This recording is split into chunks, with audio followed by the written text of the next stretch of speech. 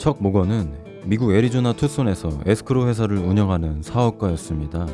에스크로는 상거래 시에 판매자와 구매자 사이에 신뢰할 수 있는 중립적인 제3자가 중개해 금전 또는 물품을 거래하는 서비스인데, 모건은 부동산 관련 에스크로 사업을 했습니다.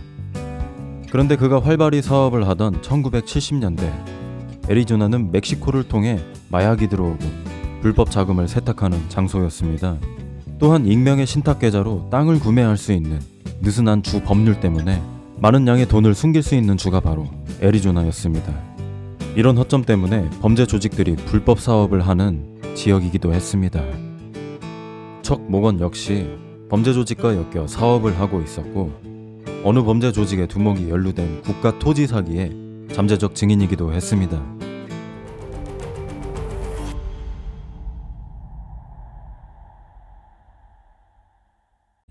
(1977년 3월 22일) 모건은 출근하기 전 두 딸을 학교에 데려다 주었습니다. 그 뒤 그는 직장에 나타나지 않았고 감쪽같이 사라졌습니다. 사흘이 지난 새벽 2시 모건이 집으로 돌아왔습니다. 신발은 한 짝이 없었고 손과 발목 한쪽에 케이블 타이가 묶여 있었습니다. 그는 매우 혼란스러워 보였고 말도 알아들을 수 없게 웅얼거렸습니다. 아내는 즉시 종이와 펜을 가져와 글을 쓰게 했습니다. 그동안 모건은 납치되어 고문당했고 그들이 강제로 환각제를 주입했다고 썼습니다. 아내에게는 그들이 누구인지 알려주지 않았고 우선 자기 차를 숨겨두고 절대로 경찰에 신고하지 말라 했습니다. 그와 가족이 위험해질 수도 있다면서 말이죠. 그 후 일주일 동안 아내는 모건을 정성껏 간호했습니다. 조금씩 모건의 목소리가 돌아올 때쯤 그는 아내에게 자신의 비밀 신분에 대해 털어놓기 시작했습니다.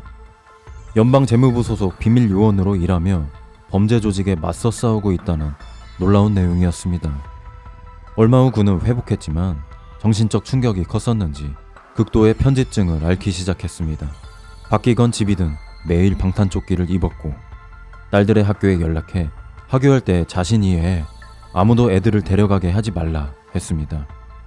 그리고 모건은 자신의 아버지에게 만약 자기에게 무슨 일이 생긴다면 모든 것을 설명해 줄 내용과 자기의 상관이 누구인지 알려줄 편지를 써놓았다고 했습니다. 첫 번째 납치 사건 2달이 지난 1977년 5월 모건이 또다시 사라졌습니다. 그리고 9일이 지나고 나서 모건의 아내는 신원을 밝히지 않은 어느 여성으로부터 이상한 전화 한 통을 받았습니다. 모건은 괜찮습니다 라는 첫 마디와 함께 그 여자는 성경 구절을 알려주고 전화를 끊었습니다. 그것은 전도서 12장 1절부터 8절이었습니다. 그 여자의 수상한 전화 통화 이틀 후 모건은 투손시 외곽 사막에서 사체로 발견되었습니다. 머리 뒤에서 한 발의 총을 맞은 모건은 그의 자동차 옆에 쓰러져 있었는데 여전히 그의 방탄조끼를 입고 있었습니다. 그 옆엔 모건 소유의 권총이 있었지만 어떤 지문도 묻어있지 않았고 선글라스 하나가 있었는데 그것은 모건의 것이 아니었습니다. 증거가 수집되면서 사건은 더욱 미스터리해졌습니다. 모건의 속옷 안에서 $2짜리 지폐를 발견했는데 이상합니다. 어떤 메시지를 남긴 듯한 지폐 한 면엔 알파벳 A부터 G까지 시작되는 7개의 스페인 사람 이름과 전도서 12장이라고 쓰여 있었고 지폐 일련 번호에 화살표가 그려져 있었습니다. 다른 면엔 투싼과 멕시코 국경 사이에 도로 지도가 그려져 있었습니다. 그중 2마을이 표기되어 있었는데 그곳은 밀수로 잘 알려진 동네였습니다. 모건의 차 안에는 몇 가지 무기를 포함해 상당량의 탄약, 차량용 무전기, 그리고 손수건에 쌓인 모건의 치아 하나, 그의 필체로 작성된 사건 현장으로 오는 약도가 있었습니다. 이틀 후 지역 보안관 부서로 익명의 여성으로부터 전화가 한 통 왔습니다. 그린아이라는 닉네임을 사용하는 여자는 모건이 죽기 전 만났었고 며칠 전 전화를 걸어 모건의 아내에게 그가 괜찮다고 말해줬던 사람이 자기라고 주장했습니다.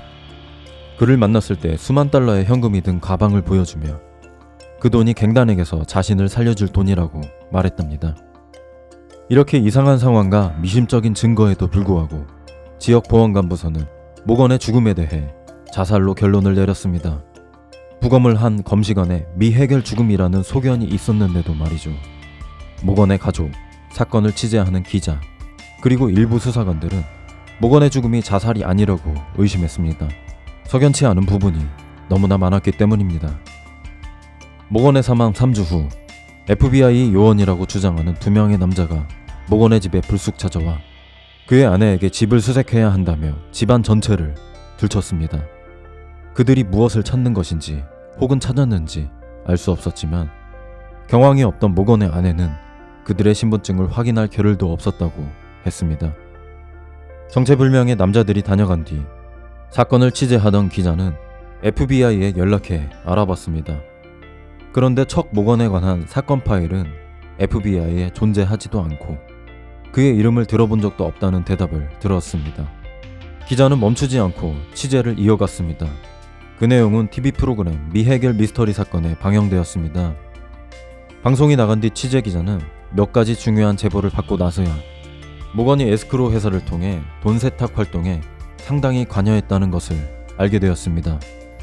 1973년부터 그가 사망할 때까지 금과 백금 거래 중개로 많은 돈을 벌었는데 그 자금의 일부가 동남아에서 온 것으로 확인되었고 모건이 살해된 것은 그가 불법 거래장부 사본을 가지고 있었기 때문이라고 믿었습니다. 방송이 나가고 3개월 뒤 또다시 의문의 사망 사건이 발생했습니다. 한 남성이 차 안에서 총을 맞아 숨진 채 발견된 겁니다. 놀라운 건 그 남자는 취재기자 사무실 맞은편에서 일하고 기자와 똑같은 차를 몰던 사람이었습니다. 기자를 노린 암살자의 실수였을까요? 아니면 그에게 보내는 범죄 조직의 경고였을까요? 다시 1년 뒤 취재기자는 워싱턴 DC의 한 작가와 연락을 취하며 모건 사건과 불법 금거래에 대해 수집한 정보를 공유하기로 했습니다. 하지만 정보를 받기도 전에 그 작가마저 사망했습니다. 그의 사인 역시 의문점이 남는 자살이었습니다. 다른 이들은 모건의 죽음이 범죄 조직에 연루된 돈 세탁 때문이라 말합니다. 당시 애리조나 주법은 익명의 계좌를 통해 토지를 매입할 수 있었기에 범죄 조직이 돈 세탁을 하기에 최적의 장소였습니다.